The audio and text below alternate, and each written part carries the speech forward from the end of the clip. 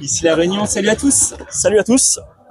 On vient de prendre une petite leçon de padel face à ces deux personnages là, Yanis Musser et Philémon Reichmann. Et en fait, ça nous fait plaisir de pouvoir échanger deux mots avec eux. Moi, je connaissais Philémon, on s'était vu à Thonon, donc pour les amis tononnais, je pense que vous reconnaissez, parce qu'il y avait une belle ambiance à Thonon, il me semble. C'était sympa, c'était accroché. Donc jusque-là, sans vouloir c'est vrai que tu avais joué avec Romain, partenaire ici, là. Voilà, et c'est vrai qu'on a eu une balle de 7 au premier. C'est juste, j'ai joué avec Olivier Manzoni, il y avait une belle ambiance de Coupe Davis.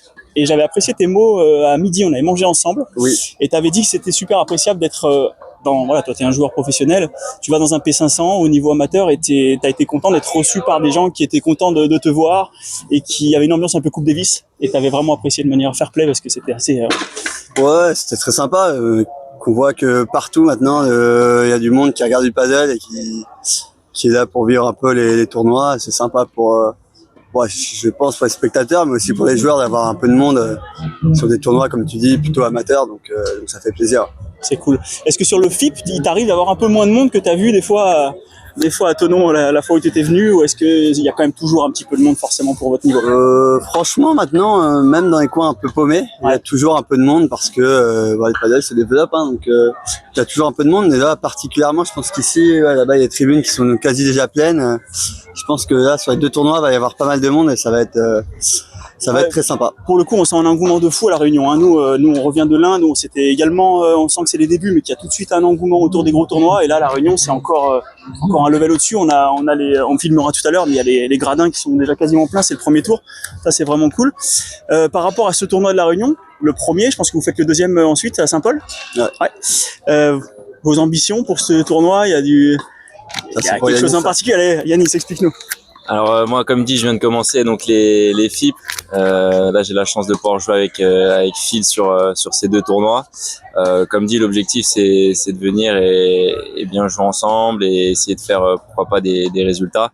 On a potentiellement un tableau qui va nous permettre d'avancer un petit peu, donc on va essayer de voir ce qu'on peut faire. Vous aviez un sacré premier tour, un gros premier tour, mais ça maintenant c'est passé. Mais maintenant c'est passé, donc le plus dur a été fait là. Après, il a joué d'une manière un petit peu, voilà, il m'a laissé un petit souvenir. C'est normal, il avait un petit peu peur, je peux comprendre.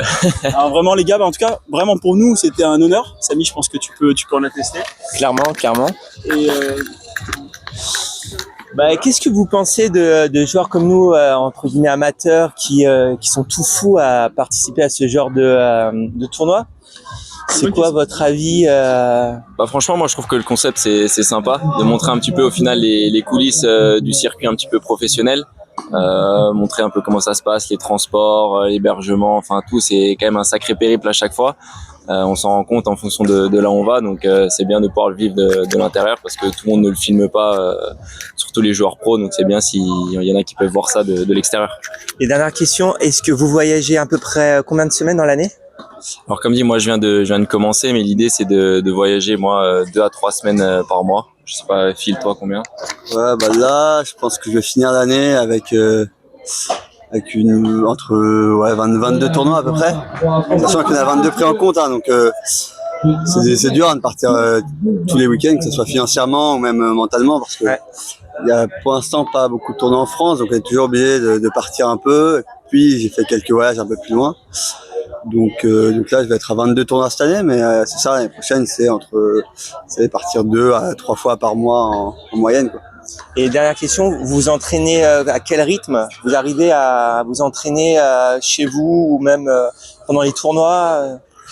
Moi, je m'entraîne tous les jours. Maintenant, avant j'étais à Barcelone, maintenant je suis revenu à Paris. Donc en termes de paddle, c'est un peu moins conséquent, mais je fais beaucoup de choses à côté. Physique pour essayer de me mettre en forme, donc voilà. Et sur les tournois, c'est rarement des gros entraînements. On fait des parties quand on arrive, parce qu'on arrive souvent juste la veille, histoire de se régler un peu aux conditions, et après c'est parti. Okay. De notre part à tous les deux, franchement, un grand merci d'avoir répondu à l'interview, un grand merci pour le match. C'est de l'expérience pour nous, c'est juste qu'on veut vivre. Et voilà, on est trop content de vous avoir joué et on s'attendait évidemment à ce résultat. Alors on est ravis, merci encore de vos réponses et de votre disponibilité. Ouais. Et on va voir un petit coup. Là, c'est gentil, merci beaucoup. Bye.